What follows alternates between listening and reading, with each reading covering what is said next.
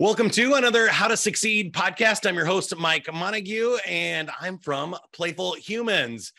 And this is the podcast where we help adults rediscover the power of play. This week, we're talking to Faggy Cobry, and she is from Creativity United. Reignited. Wrong.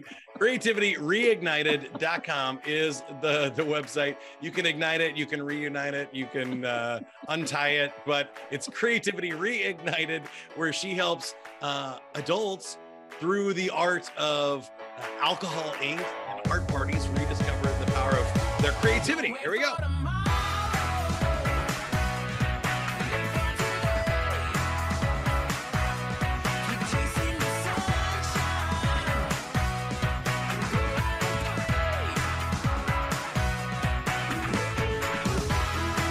One more woohoo. All right, thank you, Faggy, for being on the podcast here. And full warning, if you couldn't tell by the intro, I am heavily medicated with cold medicine today, so it should be fun times. But we like to start with the joke of the week. The joke of the week is brought to you by the handyman. I hired a handyman and gave him a list. When I got back home the other day, it turns out he only did 1, 3, and 5 on the list. Apparently, he only does odd jobs. All right, here's the official joke of the week. Why did the traffic light turn red? I mean, you would too if you had to change in the middle of the street. Okay. There you go. All right, welcome to the show, Faggy. Tell us a little bit about Creativity Reignited and the work you've been doing there. Okay, so really it fits perfectly in with Playful Humans because I'm trying to get people to reignite their creativity. Everybody is born with creativity, but not everybody is born artistic. Not everybody is born with that ability to just be able to draw without learning. Anybody who wants to learn how to draw can learn how to draw. It's a lot of hard work though, so you have to really be dedicated. But everybody is born creative. But what happens is, at very young ages, drawing and creativity becomes synonymous, and people think that if you can't draw, you're not creative.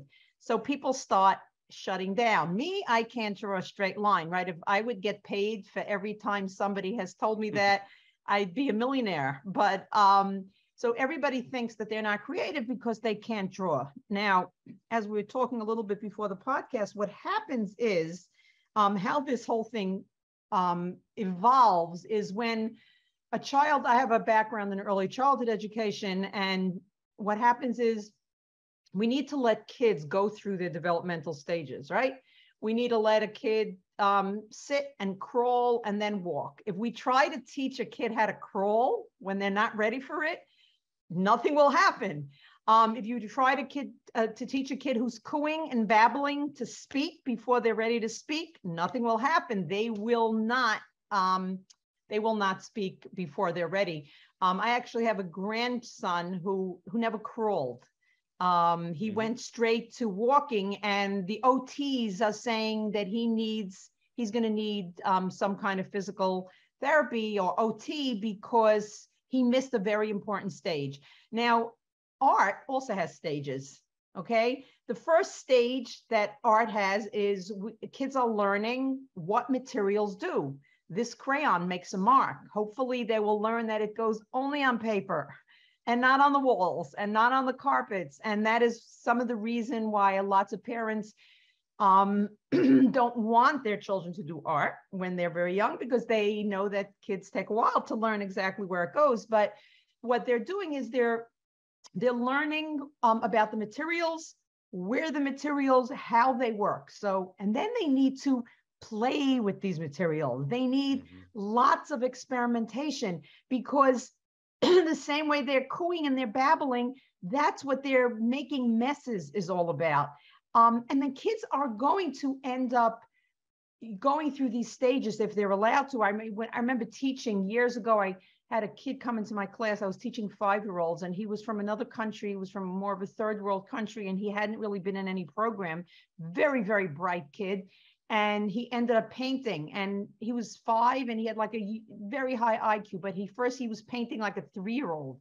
And then as he painted and he was allowed to, then he started painting like a 4-year-old. And then a few months later, all of a sudden he started like drawing, you know, the standard circle with the arms coming out of the heads type of thing, because there are stages and we have to allow our kids to actually play, and then naturally their creativity will burst out.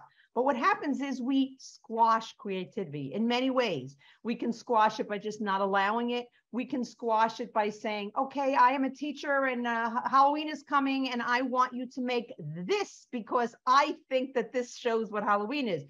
When really a kid at that age should just be coloring with orange and black and just letting their creativity come through. So what happens is we have a whole world of people who feel, me? I can't draw a straight line. Number one, you don't have to draw a straight line. You can be creative and have so much fun with art materials without knowing how to draw. And because you were probably, your development was cut off, that's why as an adult, we need to help you get your creativity reignited. And I have discovered that one of the best mediums to do this is alcohol inks. Now, I've been into mixed media also. I love mixed media. The reason I think that alcohol inks is such a great medium for reigniting, because it's kind of uncontrollable. I mean, you can control it also, but when you first start, you like drip, you work on non-porous surfaces. You could work on tiles, you could work on, there's a special plasticized paper called Yupo paper, or certain photographic papers, the backside works well. And then you drip, you take that little bottle and you drip and it spreads and you watch. And I give offline classes and I do online classes all too. Online, I've kind of become a creativity coach where I'm helping people reignite through this medium. Offline, I give classes and I see how people, I would say 99.9% is women. I have very few men that are interested in it. I did go to once a senior center, and then there were men and women there that were working with it, but mostly it's women that are interested in this. And as a straight guy, just let me chime in there. Those are the classes you want to go to, right? If you're a single guy, figure out how to get into hot yoga and apparently alcohol inks, and you will be set. Anyway, so it's kind of like people that get into it, they're like mesmerized. People literally like they get so involved with it. I like can't get them out. Like my classes will be for 2 hours, but I literally can't. I always allow it to go longer because people just can't stop. And then I find people. I have a student that told me she was an online and an offline student, and she had a medical saga with one of her kids, and she said this helped her through it. She would just go down and work with the alcohol inks. It's extremely relaxing. And there's something mesmerizing about it. Now, I think it is, and this is something that I've been on a big kick on recently, is play. And I think what makes life interesting is a movement between chaos and order. When you see these inks spread, or you're out of control of this, there's something interesting about watching that. But also when you're adding to it and you're putting your thoughts into it, you're kind of creating some order and you're creating an art piece together out of all this random chaos. It's really what play is all about for humans, young or old. And that's what makes it so mesmerizing, is you're like, you don't know what's going to happen next. And we're so used to having everything ordered, everything in a box, knowing how it's going to turn out. When we don't know, it's actually very interesting. It's great for perfectionists. Because it allows you to, like, you have to give up control. You really have to give up control, and then kind of it leads you instead of you leading it. Now, there are ways, once you finish like playing with it and you've had your, your fill. I mean, like if you just know which colors to use and stay away from making muddy colors, you're set. And you throw some gold in. You see this stuff being sold all over online. These like beautiful wispy pieces. People have these large pieces hung in their living rooms. But there are ways. I'm like on a lot of different groups and I'm constantly learning new different ways to have it more controlled. It depends where people want to go with it, because there's so many things to do with it. But that's really a very good point in terms of just giving up control. giving up control. If Yeah. people have a hard time with it, it's not going to work for them. Well, that's was going to be the first thing I was going to mention about adults. I think you did a great job of describing it with kids, but adults are the same way. We're so used to trying to be perfect or not doing anything that we're not going to be great at that we don't take the time to go through that development process either, of being bad at something first and being bad long enough at something to actually get good at it eventually. I think that stops a lot of people from being creative in any medium. But I love what you said about them selling them online, because how much cooler is it to make your own artwork for your wall than to go out and spend, $100 or $1,000 on somebody else's artwork, or tens of thousands of dollars, when it could be your own? I think we miss so much of that. We think, oh, other people are good at this, or that's not my thing. So rather than cook, I'll go order dinner, or rather than create an art piece for the wall, I'll go buy one, where I feel like it's much more fulfilling, fun, and just interesting in life to figure out how to make your own. Right. I read a book when I first got into this. I was doing a lot of research on creativity.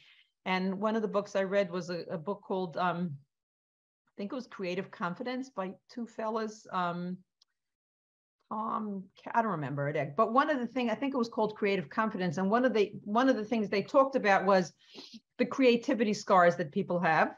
And they talked about the way to get over this and to give people confidence is to give them small successes.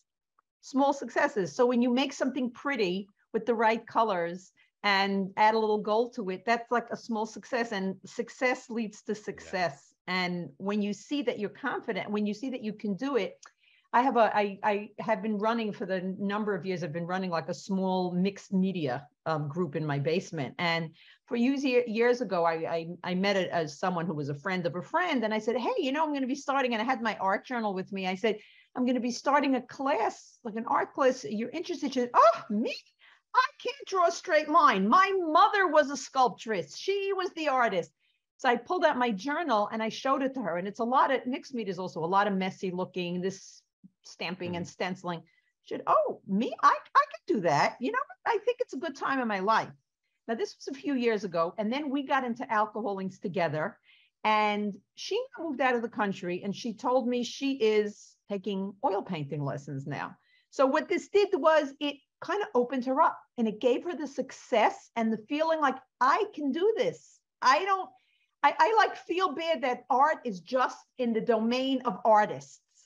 Yeah. That should be in the domain of everybody. And that's what I'm really trying to do, to get people to get, because it's so healing for depression and anxiety.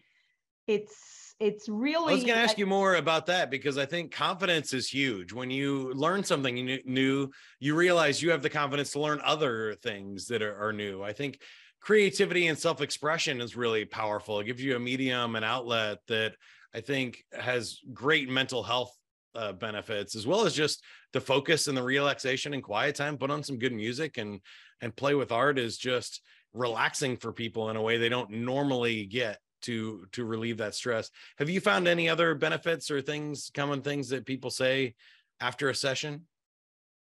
I have a student who told me, she told her husband it's cheaper than therapy. For sure.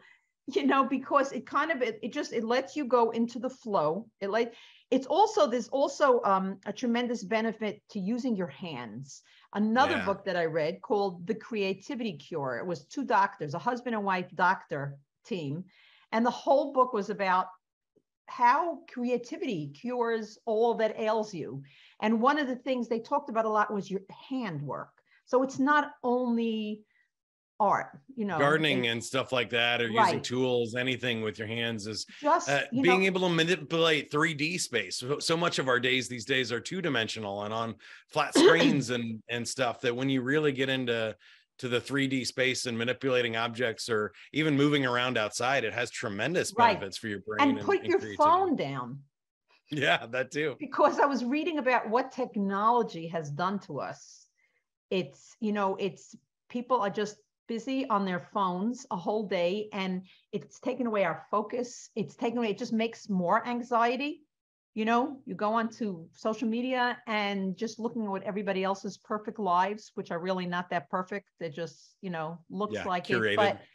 But so like if you could like put your phone down or just use your phone for music while you're, while you're working, it just talks about decreased depression, people that use their hands, decreased depression, anxiety. I had seen a quote by this Deepak Chopra.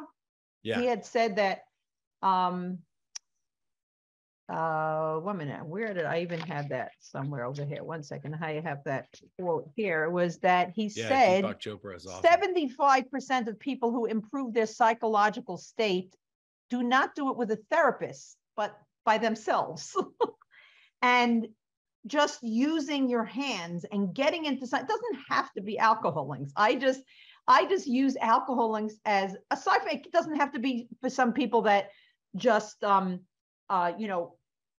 never did any art before. There are people that have, it's not the most common medium, even though it's becoming more popular. That's why I actually that's why I have on my site on Creativity Reignited, I start people with let's start with Sharpies. Sharpies are alcohol ink markers, and you take Sharpies and you have some alcohol, you can make some beautiful things. So it's kind of, people have Sharpies. They may not know that alcohol ink markers are Sharpies, or you could use other types also. So I start people that way. However, the interesting thing is that I was into alcohol inks for a while before I even learned that these markers can be used as well. So if somebody is involved in a craft or another kind of art, you can still go and, download my free video and you start there. Grab that creativityreignited.com. And there's the free video there on how to get started and lots of cool tips. You can reach out to Faggy Kobry, is who we're talking to this week.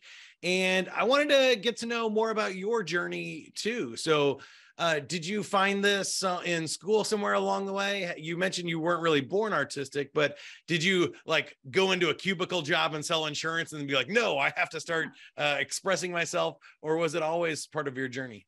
Okay, so I always was creative.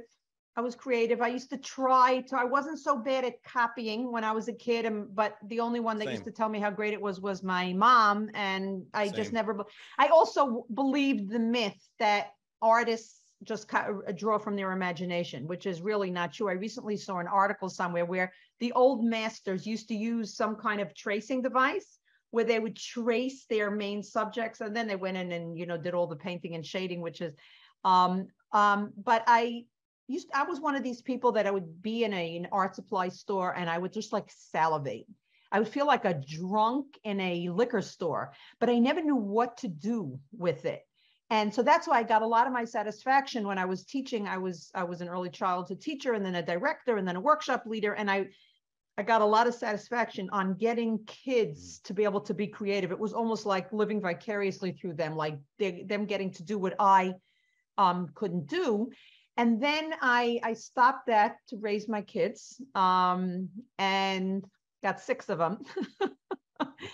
So a while. Yeah. Well, they're all married except one of them, but I also spent 25 years as a high-end portrait photographer, but that was like kind of on the side. That was wow, that's fun. While I was raising my kids. But so what happened was I got interested in internet marketing, and I took a course. And they say when you write, if you want to learn how to write what you know. So I wanted to create something, and they said, create what you know. And I knew art with kids. So I started a website, I made some ebooks, and I was into the art for kids. And then I needed to know how to market it. So I took a course on marketing. And when I was talking to one of the coaches about my theories about why adults feel like they are so uncreative, where it comes from, she said, would you consider starting a website for adults to teach them where it came from? So I said, that's interesting. And I started doing research, and I was doing research, and I kept coming across this mixed media. And I started taking books out of the library, and then I started buying books. Then I started buying supplies, which anybody who's in the art area knows that is a separate hobby. There is doing the art, and then there is buying the craft supplies. Okay. And that's funny. And then I was just like totally hooked. And all of a sudden I had a place to put my deep yearnings that were inside, and they weren't coming out. And then through my research into mixed media, I came across a book on alcohol links called Pigments of Your Imagination. And that was like, whoa, what is that?